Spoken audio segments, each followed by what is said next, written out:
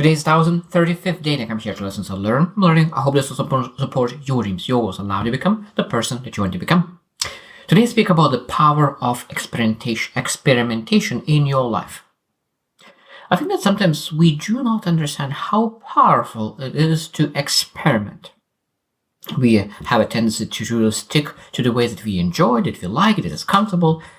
But when you actually look into experimentation, now one thing, big thing in experimentation is that it might be that you are courageous in your area of confidence, of your expertise. So in your expertise, it might be that you are capable of experimenting, even though that it might be it not. But at the same time, we need to understand that we're able to experiment in multiple areas of your life, and that's what you're supposed to do. There's a lot of benefits that comes out of experimentation, and today we'll share 10 things that really experimentation is very good for us. Now, I don't speak today about experimentation, the bad sides of it, because of course if you all the things that you do just experiment and you don't stick to one thing, of course, that could lead to disappointment, because not lead to results, because you spread yourself too thin. But I don't speak today about it. Today about just the benefits of experimentation. So number one, personal growth. I think that when you experiment, you're able to understand about yourself, about your strengths, about your weaknesses, about your passions, about everything. So personal growth is almost impossible without self-awareness. And how are you supposed to know about yourself if you are not experimenting? Understanding you're trying new things, understanding yourself, and when you're able to experiment in multiple areas of your life, you understand yourself better, and because you understand yourself better, you're able to make better choices. What you're able to improve. Because of course, when you think about the success, we need to understand where we want to go. We need to understand where we are. And I think that sometimes when you think about person, so understanding weaknesses and strengths, you're not able to reflect if you didn't experiment it enough. So that means we're going out, making few things, and we reflect because we were able to experiment. Number two is adaptability. It's a beautiful. So many people say that adaptability is one of the most important things. That means that you're able to put in any room, in any place, and you're able to survive. You're able to strive. And that's why it's said that people are supposed to be like water. That means you're able to mold yourself based on situation. It's very important. And experimenting, that's exactly what it does. It allows you to be more flexible, more resilient, because you're able to adjust. Because you tried so many different things. You experimented. You experiment with yourself. At that moment, of course, when you experiment with yourself, you know how you react, how you do things at certain moments. And that creates a lot of adaptability. Number three is problem-solving skills. It's a beautiful thing. So when you think about experimenting, that means that you will experiment. There will be a lot of small, bigger problems will come up. Because you experiment. You have no idea what results will be, because that's exactly what experimentation means. That means that you experiment and you have no idea what will come out of it. You have the potentially expectations of that experimentation, but you do not know exactly the results because we experiment. So that means that there will be a lot of problems will come out of it. And when you solve those problems, what it leads to? It leads to much better, improved problem-solving skills. And problem-solving skills is one of essential skill sets in life. So then again, with the better you solve the problems, the bigger problems you're able to overcome. The bigger problems you overcome, the more success and significance you're able to achieve. Number four is building confidence. Building confidence. Again, when you know exactly how you react, how you handle things, when you build adaptability, flexibility, resilience, you know that it doesn't matter where people put you. You know that you will be able to survive. This is a massive confidence boost. Massive. Like when I traveled so many different times and I experimented to live different places in the US, in Canada, different cities. In the last 10 years, I lived in 20, 30 different locations, and I experimented. And now I feel very confident in moving because I know how it looks like, and I know I experience, I know what to find, how to find a place, what I need to look for. I know of everything.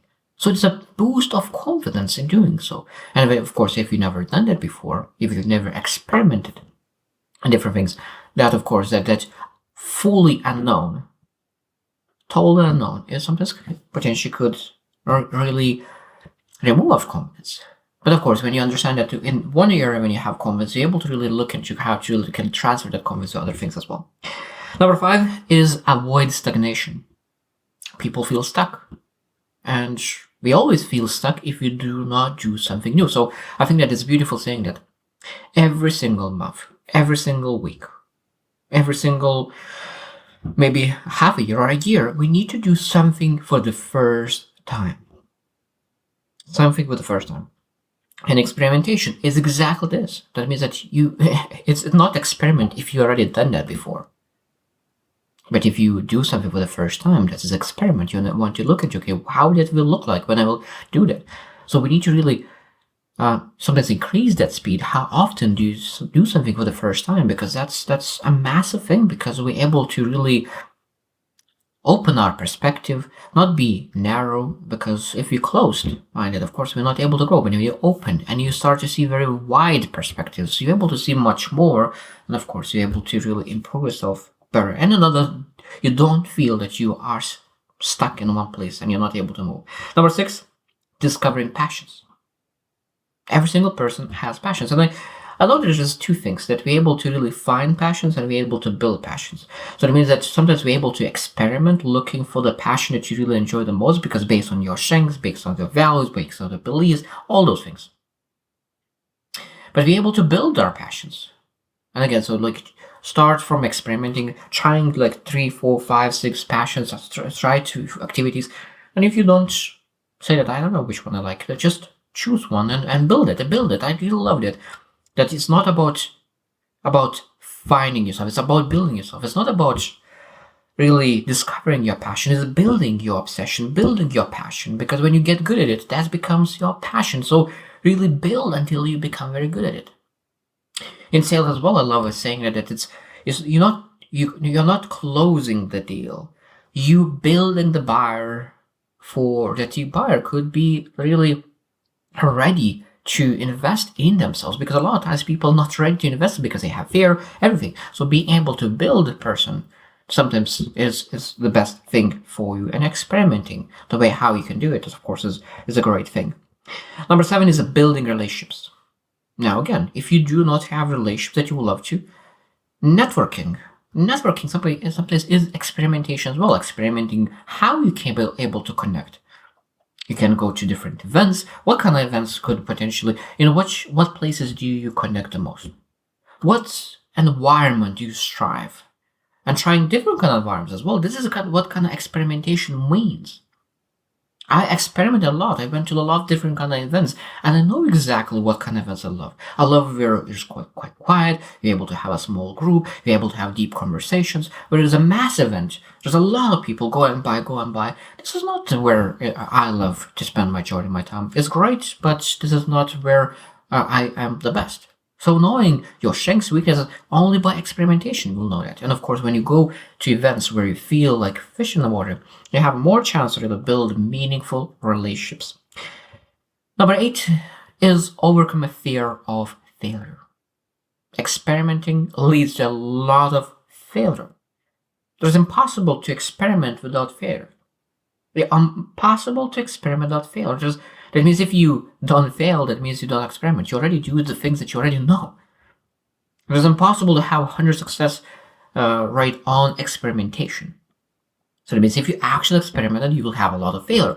And if you have a lot of failure, what happens? That means you get comfortable failing. Because failing is the best teacher. Success will never teach as failure. So sometimes failure gives much more, 10 times more than that success could give. So that means we need to seek failure. Number 9 is enhancing creativity. I think that sometimes creativity is one of those skills that is underdog or underrated. Because creativity is one thing that you can really use in everything, in problem solving, in decision making, in figure out your vision, goals, everything. And when you have the creativity, you can come out of any situation, because it says that there is only finite problems, but there is infinite solution ways how to solve them. Infinite solution ways how to solve those problems. And when you're creative, you're able to find the best ways. So sometimes I really love my coach who said that a lot of times when people have a problem, they figure out the first solution and they take that first solution.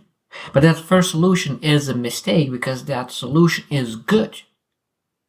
But what is wrong about taking good solution? Because there was a great solution or is amazing solution, it's the best solution, and you're left behind because you just didn't wait for a second. You didn't reflect. You didn't strategize. I think that we do that a lot of times. We always do that. We need to learn how to sometimes, when we find a solution, just say for a second, okay, is this really the best solution for this problem? And sometimes we will find that maybe it's not. And then creativity is allowing us to really enhance that. Number 10, and the last one that I want to mention is improving decision making. And of course, that is easy to understand. That when you experiment, you understand yourself better, you understand situations better, you have seen much more. When you have seen much more, your perspective is much better. Because of course, when you are at the bottom of the mountain, you don't see much.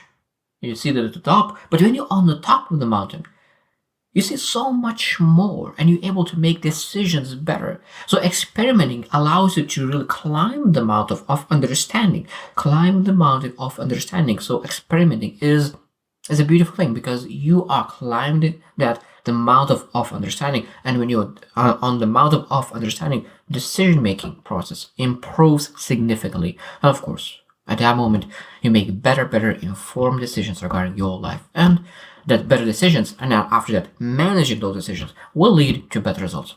No questions regarding that. So I hope that you will reflect as well. How often do you do things for the first time, and how often do you experiment? And what areas of your life do you experiment? Because sometimes we're able to experiment every single area of our lives. So I hope you choose win, and see you tomorrow.